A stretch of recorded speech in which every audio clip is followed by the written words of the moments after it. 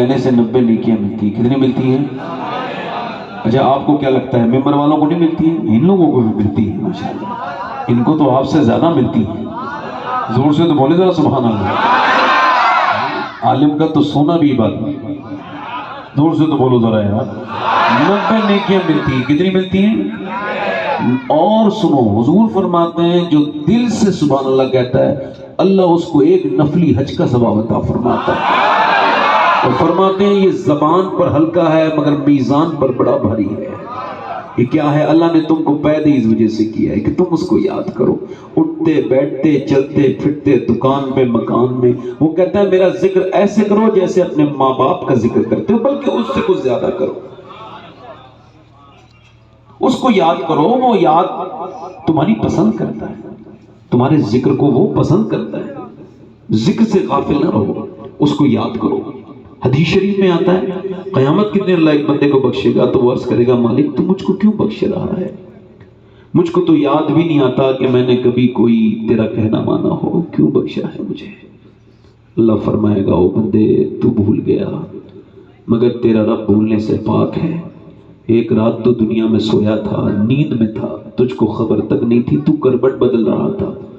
تجھ کو تو شعور نہیں تھا مگر میں دیکھ رہا تھا کہ تو کربٹ بدلا اور بدلتے بدلتے تو نے کہا یا اللہ. اللہ فرماتا ہے مجھے اتنا پیار آیا میں نے تیرے سارے گناہ اسی وقت بخش دیے تھے اور تجھے بخش دیا.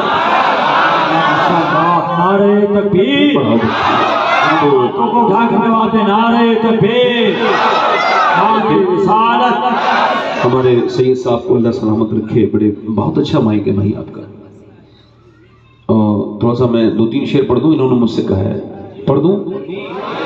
ویسے میں آپ کو صحیح بتاؤں مجھے حضور سے زیادہ کسی کا ذکر اچھا اس وجہ سے میں کرتا بھی نہیں کسی سے زیادہ ذکر.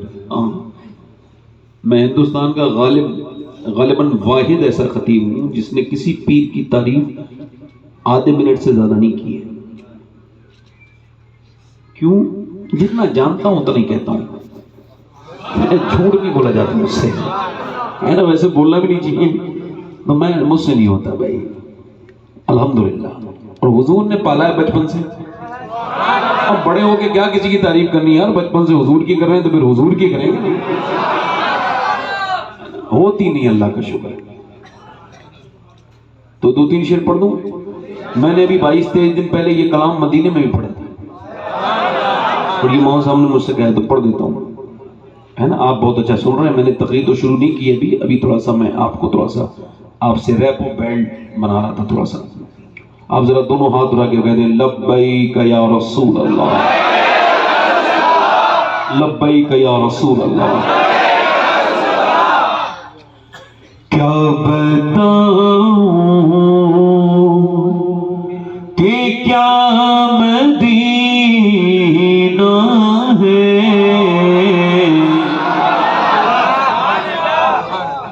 کیا بتاؤں کہ کیا مدینہ ہے. یہ ایک آیا ہے مدینہ دیکھ کے ایک عاشق وہ پوچھ رہا ہے دوسرا مدینہ کیسا ہے تو وہ کہہ رہا ہے کیا بتاؤں کہ کیا. پورا مجموعہ پڑھے گا بس 2-3 شعر پڑھنے میں نہیں. کیا بتاؤں کہ کیا بتاؤں کہ کیا مدینہ ہے. کیا بتاؤں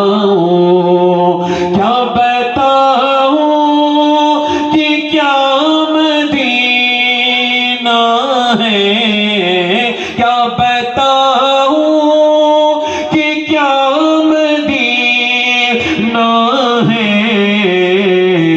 بس میرا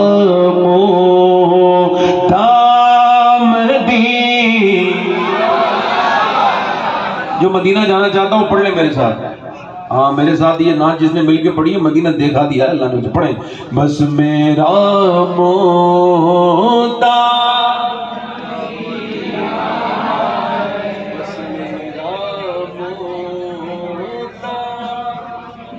مدینہ ہے. بس میرا اور دنیا والی تو درد دے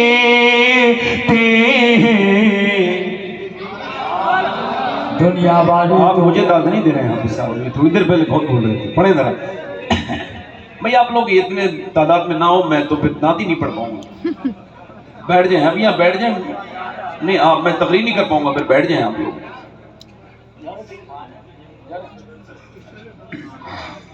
دنیا والی پڑھیں. دنیا والی تو درد دیتے ہیں، درد دل کی دوا، درد دل کی. پورا مجمع پڑھ لے، ایک دو شعر پڑھوں گا بس. درد دل کی دوا مدینہ ہے، درد دل کی دوا مدینہ اور دل میں اب کوئی آرزو ہی نہیں، دل میں اب کوئی آرزو ہی نہیں. یا محمد ہے یا مدینہ ہے، پڑھو یا محمد ہے یا مدینہ. اٹھ کے جاؤں کہاں مدینے سے، اٹھ کے جاؤں کہاں مدینے سے، میں اٹھ کے جاؤں کہاں مدینے سے. کیا کوئی دوسرا مدینہ کیا سرا مدینہ ہے. لبیک یا رسول اللہ. ہاں بس بس بس ماشاء اللہ بیٹھے ہیں. آپ کی بڑی مہربانی. تشریف رکھیں تشریف رکھیں ماشاء اللہ تشریف رکھیں. بہت اچھا ماشاء اللہ، آپ کو خوشیاں دے. سنیے، مدینے جانا آسان ہے مگر پلٹنا اور مشکل نہیں. ایک عاشق کے لیے تو ممکن ہی نہیں ہے. آئے ہے. میرا امام جب مدینے سے واپس آیا نا تو بیٹھے تھے اعلیٰ حضرت بریلی میں. کسی نے پوچھا اے اعلیٰ حضرت آپ کہاں ہیں؟ فرمانے لگے دیکھنے میں تو فقیر یہی نظر آتا ہے مگر میری جان، میرا دل، میرا ہوش سب مدینے میں ہے. جان و دل ہوش و خرد سب تو مدینہ پر.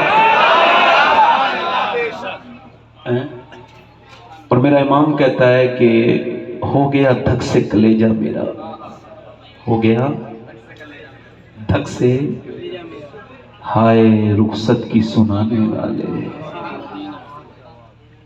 ایک 22 سال کا لڑکا میرے ساتھ گیا تھا، 25 سال کا. 2 سال پہلے تو ٹور والا ڈھونڈ رہا تھا، ملا ہی نہیں. مجھ سے بولے آپ ڈھونڈ کے لائیے. میں نے دیکھا کونے میں بیٹھا ہوا رو رہا تھا، عارف نام تھا. میں نے کہا چلنا بھائی، تیرے بچے بیوی ہیں، آخر جانے کے لیے تیار کیوں نہیں؟ پہلے تو میں نے کوشش کی تب آ نہیں رہے تھے، اب آگے تو جانے کے لیے تیار نہیں. تو رو کے کہنے لگا مجھے تھوڑی پتا ہے کہ حضور کا مدینہ ایسا ہے. پیسے بینکوں میں نہ رکھو یار، نہیں کام نہیں ہے. مدینہ دیکھ لو، دیکھ لو. مدینے کی کوئی تعریف نہیں کر سکتا، لفظ نہیں بنے ایسے. عرش سے افضل جگہ ہے وہ. یہ وہ تربت ہے جس کو عرش اعظم پر فضیلت ہے. ہاں مدینہ غضب ہی کر دیا اختر، مدینے سے چلے آئے. واپسی میں پلٹتے وقت میں نے جن لوگوں کو اپنے باپ کی موت پہ روتے نہیں دیکھا، انہیں میں نے مدینے سے واپسی پہ روتے دیکھا ہے. میں نے پوچھا یار تم اپنے باپ کی میت پہ تو اتنا نہیں روتے؟ کہنے لگا میرا باپ کوئی حضور سے زیادہ تھوڑی ہے. واپس پلٹ رہا ہوں، کیا پتا کہ پھر مدینہ دیکھنے ملے نہ ملے. جو ظاہر ہیں وہ لوٹتے ہیں حاضری دے کر، جو عاشق ہیں وہ ان کے شہر سے مر کر نکلتے ہیں۔ وہ سبز گنبد کہاں ہیں، وہ میناریں کہاں ہیں، وہ نور کا سما کہاں ہے؟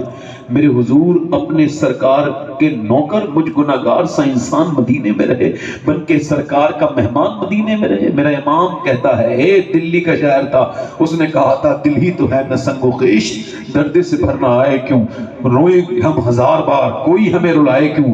جب یہ غالب نے کہا تو بریلی کے اعلیٰ حضرت نے کہا، کیوں ادھر ادھر مارا پھرتا ہے، پھر کے گلی گلی تباہ ٹھوکرے سب کی کھائے کیوں، اور دل کو جو عقل دے خدا تیری گلی سے۔ اب یا تو بینکوں میں پیسے جمع کر لو، یا پراپرٹی خرید لو، یا مدینے چلے جاؤ۔ مسجد میں ایسے ڈرامہ کرتے ہیں جیسے بالکل جانے کے لیے تیار ہے مدینہ۔ برا نہ ماننا میری بات کا، کئی لوگ برا مان کے میری بات کا مدینے چلے گئے۔ ہاں کئی لوگوں نے، اے بھائی کہاں چلے بھائی، آپ نے برا مانا، بیٹھے ہم نہیں، ہنسنا نہیں، میں حضور کا ذکر چھوڑ کے جائے گا نہیں بچہ۔ میں نے ابھی تقریر شروع نہیں کی، میری بات سن لیجیے۔ ویسے میں حضور کی مدینے کی بات کر رہا ہوں، آپ کو کیسا لگ رہا ہے؟ یار آپ نے دیکھا نہیں تو ایسا لگ رہا ہے۔ اس پار ہے تو اس پار، اس پار کا جب یہ عالم ہے اس پار کا عالم ہے۔ طیبہ سے ہوائیں آتی ہیں، بالکل کو سکون مل جاتا ہے۔ سبحان اللہ۔ حضور اپنی مدینے میں آپ کو بلائیں، خدا کی قسم مدینے کی بلیاں، مدینے کے جو ذرات ہیں وہ سب مقدس ہیں۔ مدینے کی مٹی کو حضور کی زلفوں پہ جب آئی نا، سرکار نے فرمایا کوئی مدینے کی مٹی اپنی زلفوں سے نہ ہٹائے، مدینے کی مٹی مومنہ ہے۔ اٹھ کے جاؤں کہاں مدینے سے، اٹھ کے جاؤں کہاں مدینے سے، کیا کوئی دوسرا مدینہ۔ اور پلٹ کے ایک شعر اور پڑھو، میرے دل میں حضور رہتے ہیں، میرے دل میں حضور رہتے ہیں، دل میرا دوسرا مدینہ، دل منور۔ اٹھ کے پورا مطلب میرے ساتھ ایک بار پڑھ لے، بس پھر تقریر شروع کر رہا ہوں۔ اٹھ کے جاؤں، آنا نہیں چاہیے، اٹھ کے جاؤں، اٹھ کے جاؤں کہاں مدینے سے،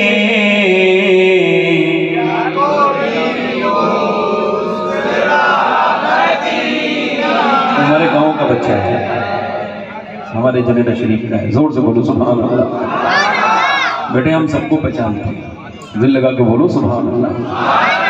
اللہ آپ کو مدینہ دکھائے، بار بار کچہری نہ دکھائے کہ وہاں پہ جا پلاٹ خرید رہے ہیں، کبھی یہ خرید رہے ہیں۔ کچھ لوگ کہتے ہیں نہیں مدینہ دکھا دے اللہ، اور دیکھنے کی نیت ہے کچہری۔ نوٹ بھرے پڑے، مر جائیں گے کیا فائدہ ہوگا بھائی؟ خدا کی قسم پیسہ، میں تو اسی وجہ سے جلسوں میں جاتا ہوں، مدینے آنا جانا رہا ہے میرا۔ اور وہ تو حضور مجھے دو بار سال میں بلا لیتے ہیں میرے یہاں، الحمدللہ۔ یہ چوروں سے نہیں ہوتا، وہ کہ ایک شاعر پڑھ رہا تھا، میرا دل تڑپ گیا، یہ ہو گیا وہ ہو گیا۔ میں نے بعد میں کہا تو جھوٹ بولتا ہے مائک پہ، کہا کیا ہوا؟ میں نے کہا تیرے پاس 10 لاکھ کی کار ہے اور تو کہہ رہا ہے تیرا دل دھڑک رہا ہے کیا؟ میں نے کہا تیرا دل دھڑکتا تو 10 لاکھ کی کار نہ خریدتا، پہلے مدینہ جا کے دیکھتا۔ اور حضور نے فرمایا حج اور عمرہ محتاجی کو ایسے کھا جاتے ہیں جیسے دیمک لکڑی کو کھا جاتے ہیں۔ لہذا چاہیے اللہ تعالیٰ برکت عطا فرمائے۔ جو مجبور ہے، میرے حساب سے تو حضور کی بارگاہ میں کوئی مجبور نہیں، میرے سرکار مختار ہیں، بس آپ کو بس آپ طلب بڑھیا بڑھیا۔ اب یہ ایگو اس کا کم کر دیں، میں اپنی تقریر شروع کر رہا ہوں۔ بس یہاں سے میری تقریر شروع ہو رہی ہے، یہ وقت ہو گیا 7 بج گیا، 15 منٹ میں نے نعت شریف پڑھ لی، معاف کیجیے گا، تھوڑا سا ماحول اچھا ہو گیا، اچھا ہو گیا۔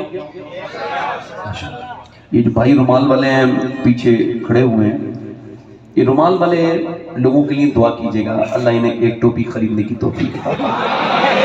ایسی دعائیں کیا کیجیے، ایسی اچھی دعائیں ہوتی ہیں، اس کو بھی حکم کریں، اس کا ٹیبل بڑھائیں، ہنسنے نہ، دیکھیں مسکرائیں سنت ہے، مگر محفلوں میں ہنسنا یہ گناہ ہے اور بڑا گناہ ہے، بلکہ بعض علماء کے درمیان علماء کی محفل میں کہے لگانا یہ زنا کرنے سے بھی برا کام ہے، اسی مطابق دنیا میں آپ یہ سمجھ لیجئے کہ یہ جو تقریر کر رہا ہے یہ اس کی زندگی کی آخری تقریر ہے، پھر مجھ پر رحم کر کے آپ تقریر سنیے کہ میرے الفاظ کو آپ اتنا سیریسلی لے جائیے کہ ہو سکتا ہے میں آخری بار کہہ رہا ہوں اور اس کے بعد میرا کوئی حادثہ ہو، کوئی حالات ایسے بنے کہ میں مر جاؤں اور اس تقریر کے بعد فوراً میں قبر میں حضور کی بارگاہ میں پہنچوں، تو کم سے کم میں ایسی تقریر کرنا چاہتا ہوں کہ جب میں قبر میں جاؤں اور میرے سرکار مجھے دیکھیں تو حضور مجھ سے ناراض نہ ہوں بلکہ خوش ہو کے کہیں تو میری باتیں بڑی دل سے کرتا تھا۔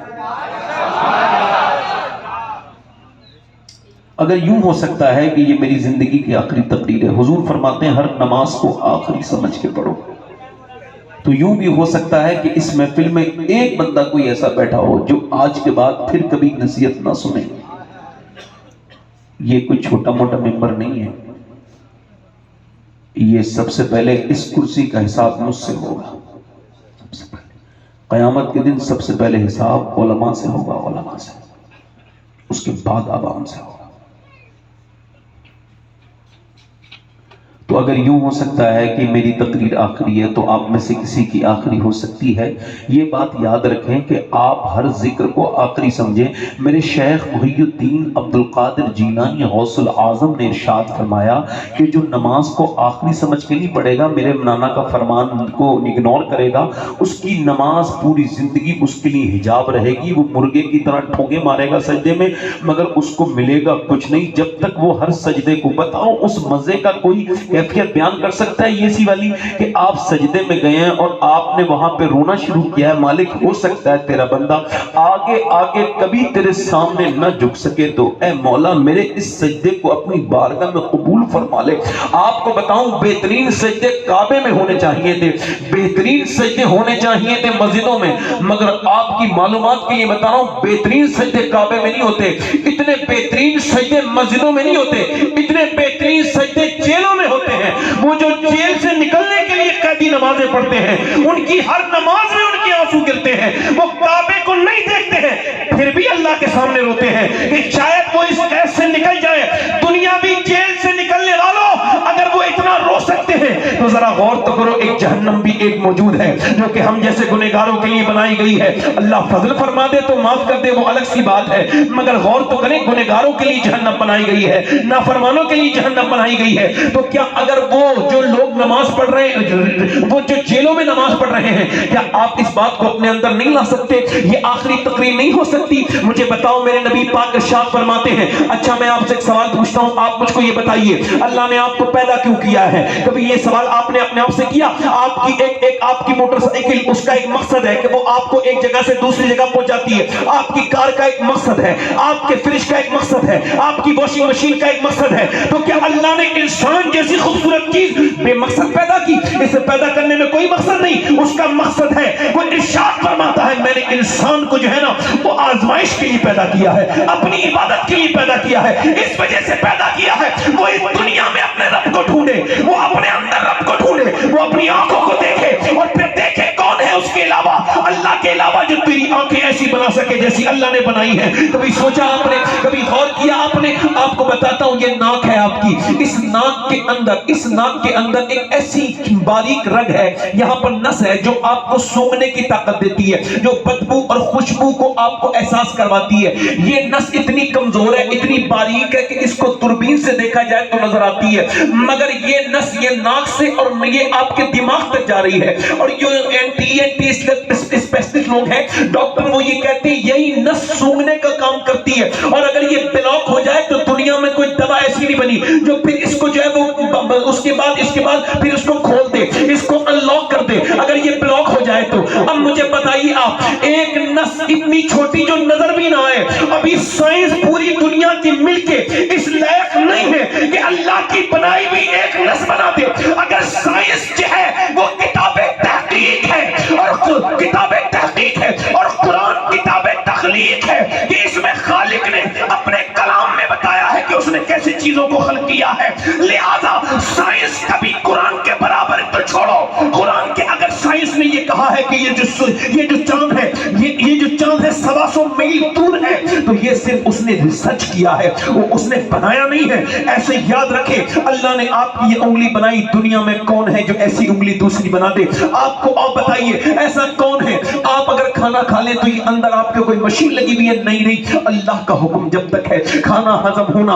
آپ کو کیا لگتا ہے آپ کی ایمس کی طرف سے میں اپنی کبھی گاڑی سے گزرتا ہوں، واللہ جب ایمس کا بورڈ نظر آتا ہے تو میں آپ دینا ہونے لگتا ہوں اور کہتا ہوں مالک کتنے لوگ یہاں پر ایسے ہوں گے جو گردے جن کے فیل ہو گئے، ڈائلسس ہو رہا ہے. کتنے لوگ ایسے ہوں گے جن کی جو ہے وہ دل کام نہیں کر رہے. کتنے لوگ ایسے ہیں جو کہ وینٹیلیٹر پہ سانس لینے میں دقت ہے. اے اللہ تیرا کیسے شکر ادا کروں، یا اللہ تیرا کیسے شکر ادا کروں. یہ پڑوسی ملک میں ایک لڑکا تھا اسد، اس نے 16 سال کی عمر میں کمپٹیشن جیتا. وہ گانے کا کمپٹیشن تھا. اس نے اس گانے کے کمپٹیشن میں تقریباً جو ہے وہ 1 کروڑ یا 1.25 کروڑ کی ایک آڈی جیتی. اس کے بعد اس نے پوری دنیا کا ورلڈ ٹور کیا اور اس نے وہاں پر گاڑیاں جیتی، پیسے جیتے. وہ 19 سال کی عمر تک گاتا رہا. 19 سال میں شادی ہوئی. شادی کے بعد 2 بچے ہوئے. جب 22 سے 23 سال عمر ہوئی تو پتا لگا کہ اس کے گردے جو ہیں وہ دونوں فیل ہو چکے ہیں. دونوں گردے فیل ہو گئے. کل تک اس کی گاڑی کا جو لاک تھا وہ کوئی اور کھولتا تھا، ڈور کوئی اور اوپن کرتا تھا. اب ذرا غور کریں، ٹیلی فون اس کا سیکرٹری اٹھاتا تھا. مگر ایک زمانہ ایسا آیا کہ اس کے ڈائلسس جب ہونے لگے. ڈائلسس بڑی خطرناک یہ ایک پروسیس ہے، یہ بڑا سخت ہے. اللہ آپ سب کو ہم سب کو محفوظ رکھے کہ خون کو نکالا جاتا ہے پھر خون کو ڈالا جاتا ہے. ڈائلسس میں بندہ ختم ہو جاتا ہے، اس کی ساری قوت ختم. بتاؤ یہ گردے کبھی گردوں کا کہا ہے اللہ تیرا شکر ہے میرے گردے سلامت ہے؟ کبھی رو کے کہا ہے اپنے رب سے؟ کبھی کہا ہے آپ نے اگر آپ گردوں پر شکر ادا کرو گے تو میرا رب ان کو مضبوط کرے گا؟ کبھی آپ نے سوچا اس بات پر؟ اس کو ڈائلسس ہوا، اس کا ایک گھر بکا، دوسرا بکا، تیسرا بکا. اس کے 2 گھر تھے، 3 گھر تھے، سارے بک گئے، سارے پلاٹ بک گئے، گاڑیاں بک گئی. اس کے بھائی نے اس کو اپنا گردہ دیا، ٹرانسپلانٹ ہوا، مگر وہ وہاں پر انفیکشن ہو گیا اور پھر وہ اسی حالت پہ آ گیا. وہ جو کل تک لوگوں کے پیسے لیتا تھا آج وہ لوگوں سے فون کر کے کہتا ہے مجھے کوئی پیسے دے دو، تو کوئی ٹیلی فون کرنے کے لیے تیار نہیں، اٹھانے کے لیے تیار نہیں. اس نے جو ہے وہ سوشل میڈیا پر بھیک مانگی. بتاؤ وقت کیسا اپنا مزاج بدلتا ہے. وقت نے بڑے بڑوں کو دھول چٹا دی ہے. وقت کب اپنا مزاج بدل لے کچھ نہیں پتا. وقت نے آج تک کسی فرعون کو نہیں چھوڑا. اگر یہ کوئی آج کا فرعون بدمستی کر رہا ہو تو پریشان مت ہونا. اللہ نے آج تک کسی ایسا وقت ضرور آیا کہ اس وقت نے بڑے بڑے فرعون کو برباد کر کے رکھ دیا. نہ کسرا کو چھوڑا، نہ دارا کو چھوڑا، نہ سکندر کو چھوڑا، نہ یزید دنیا میں رہا. وہ سارے ظالم مٹ گئے جو ظلم کرتے تھے. تو یہ ظالم بھی نہیں بچیں گے، یہ بھی مٹ کے رہیں گے. یہ جو ظلم کر رہے ہیں یہ بھی مٹ کے رہیں گے. وقت جب اپنا مزاج بدلے گا.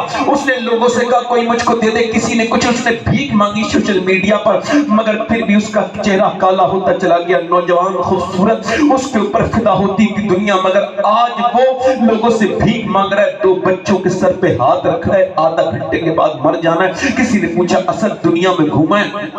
کتنے ملک تو نے گھومے، تجھ کو کوئی افسوس ہے؟ کہنے لگا بڑا افسوس تو یہ ہے کہ میرے بچے مجھے دیکھ رہے ہیں تو میں اپنے بچوں کو جیتے جی یتیم محسوس کر رہا ہوں. یعنی میرے بچے مجھے جیتے جی یتیم لگ رہے ہیں. میں کچھ دنوں کے بعد یا کچھ دیر کے بعد مر جاؤں گا. ایک افسوس تو یہ ہے، اور دوسرا افسوس یہ ہے اللہ نے خوبصورت آواز دی تو میں نے عیاشیاں کی، میں نے شرابیں پی، میں نے گانے گائے. آج اگر میں یہ سوچ رہا ہوں کہ جتنے میں نے دنیا والوں کو راضی کرنے کے لیے گانے گائے، اگر اتنا آمنہ کے لال کو راضی کرنے کے لیے نعتیں پڑھنی ہوتی تو میرا یہ حال نہ ہوتا جو آج میرا حال ہے. اے میرے دوستو، اس سے پہلے کہ تم سے پھر تمہاری صحت وفا نہ کرے، اے نوجوانوں، تمہیں اللہ نے موبائلوں کے لیے زندگی دی. کبھی سوچا تم نے کہ یہ زندگی کتنی قیمتی ہے؟ خدا نہ کرے، اللہ نہ کرے. اچھا کیوں اللہ نے آپ کو زندگی دی؟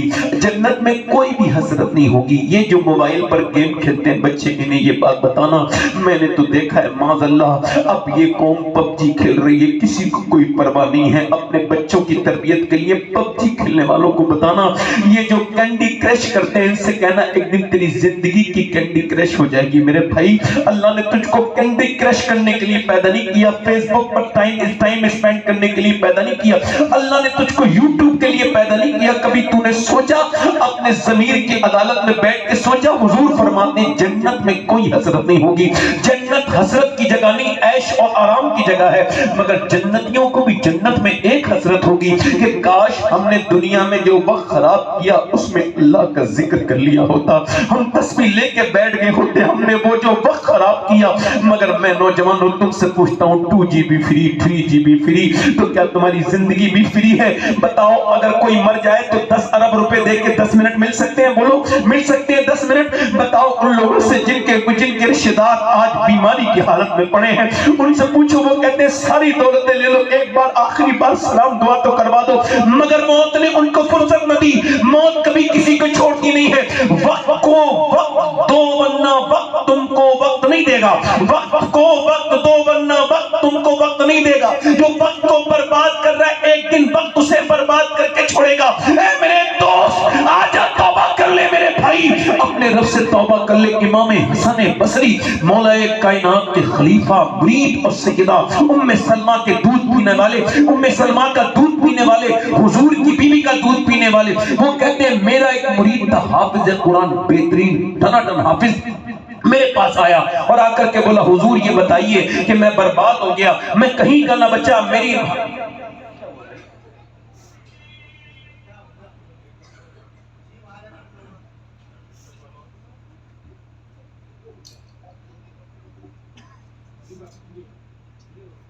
कोई बात